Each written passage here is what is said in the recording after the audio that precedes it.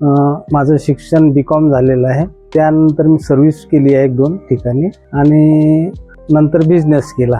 पण आमच्या घरगुती वातावरणामुळे काय झालं की मला घरी थोडं तिरस्काराच्या भावनेमुळं मला इथे यावं लागलं. इथे आलो, यांनी रिस्पॉन्स दिला आणि इथे आल्यानंतर फार छान वाटलं की जे आपल्या घरच्या कटकटीपेक्षा आहे ना, इथे मस्त वाटतंय.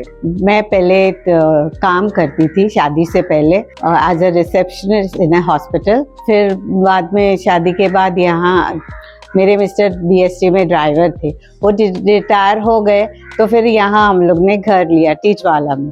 फिर वो भी गुजर गए और मेरे मिस्टर भी गुजर गए और एक बेटा था वो भी गुजर गया. तो अकेलापन खाने को आता है ना, स्ट्रेस हो जाता है, इसलिए किसी ने मुझे यहाँ का एड्रेस दिया और फिर मैं यहाँ एडमिट हो गई. यहाँ आके बहुत सुकून, बहुत आराम मिला. घर का टेंशन नहीं, कुछ नहीं. खाने पीने को बराबर 3-4 टाइम मिलता है. कपड़ा लत्ता सब कुछ, पाँव से लेके सर तक हर चीज मिलती है यहाँ. मी पूर्वी BHT मध्ये कंडक्टर म्हणून काम केले. शेवटी 72 साली काही कारणाने मी राजीनामा दिला आणि मी आता एकटा असल्यामुळे माझे 2 मुली आहेत फक्त. त्या मुली त्याच्या घरी गेलेल्या आहेत. मुलीच्यासाठी मी राहू शकत नाही, मला बरे वाटत नाही, म्हणून मी या इकडे आलेलो आहे. ते या 26 वर्षापासून वृद्धाश्रमातून मी काय काय केलं. माझ्या 3 मुलींचं शिक्षण, त्यांचं लग्न या वृद्धाश्रमच्या वतीनं, आजोबांचा आशीर्वाद यांच्या वतीने माझ्या मुलांचं चांगलं झालं. मुलगा माझा लग्नाचा आहे आणि माझी जी प्रगती वाढत गेली ती माझी मलाच माहिती. सकाळी 7 वाजता उठून आम्ही योगा वगैरे करतो. त्यानंतर थोडंसं नाश्ता वगैरे असतो आणि नाश्ता चहा झाला की यायचं, थोडंसं आणखी फ्रेश व्हायचं. त्याच्यानंतर 11:15 वाजता जेवण होतं. फिर शाम को 5 बजे फिर एक राउंड लगाती हूँ. फिर रात को खाने के बाद फिर एक राउंड लगाती हूँ. आज बहुत अच्छा लगता है. और क्या है, अकेली में रहती हूँ तो स्ट्रेस में आ जाती, टेंशन आ जाता. तो यहाँ इतने लोग हैं और सब मिलनसार हैं, सब अच्छे से एक दूसरे से कांटेक्ट करते हैं, बात करते हैं. इसलिए यहाँ बिल्कुल टेंशन नहीं, टेंशन फ्री और बहुत अच्छा लगता है यहाँ.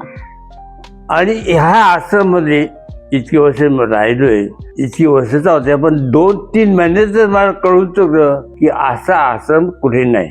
अखंड महाराष्ट्रात तर नाहीच नाही, बाहेरचं सांगू शकत नाही, महाराष्ट्रात तर नाहीच नाही. मैं कभी रीडिंग करती हूँ, कभी निटिंग करती हूँ, कभी क्रोशिया का काम करती हूँ, या अपना कपड़ा या चादर कुछ ये हो गया है रफ तो उसको सीते बैठती हूँ. लाइब्रेरी है, लाइब्रेरी से कभी बुक लेके आते के पढ़ती हूँ. मी एक धंदा चालू केला फुलांचा, रस्त्यावरती बसून. आणि यात सर्वांनी मी एक संदेश देईन की लोक म्हणतात रस्त्यावर बसून धंदा करणं म्हणजे मूर्खाचं काम, धंद्यात काय नाही मिळत. आणि मी अनुभव घेतला, धंद्यात काय नाही मिळत नव्हे, जे होत ते मिळते. फक्त लाज लज्जा सोडून रस्त्यावर बसायची हिंमत केली पाहिजे. आज बघा परकी येऊन धंदे करतायत, आमच्यापेक्षा मोठे होत आहेत. मी तो रस्त्यावर धंदा करायचा, धंद्यामध्ये जे कमवलं त्यात मी पक्की खोली घेतली, रूम घेतली नाला समाजाला. अजून रूम आहे भाड्याने दिलेली आहे. 2 मुलीची लग्न त्या धंद्याच्या जोरावरती केली. आता उतरत्या आयुष्यात मुली, भाऊ, बहिणी सगळे सांगतात मला इकडे येऊन राहा, पण मी तिकडे जात नाही. मला दुसऱ्याच्या दुसऱ्याला भार होऊन राहायचं नाही. आणि आजी आजोबांच्या म्हणजे आम्ही कधीतरी रजेवर असतो 1 दिवस, तर त्यांना आमच्याशिवाय करमत नाही. 1 दिवस नाही आलो त्यांना असं वाटतं की 1 वर्षभर नाही आलो.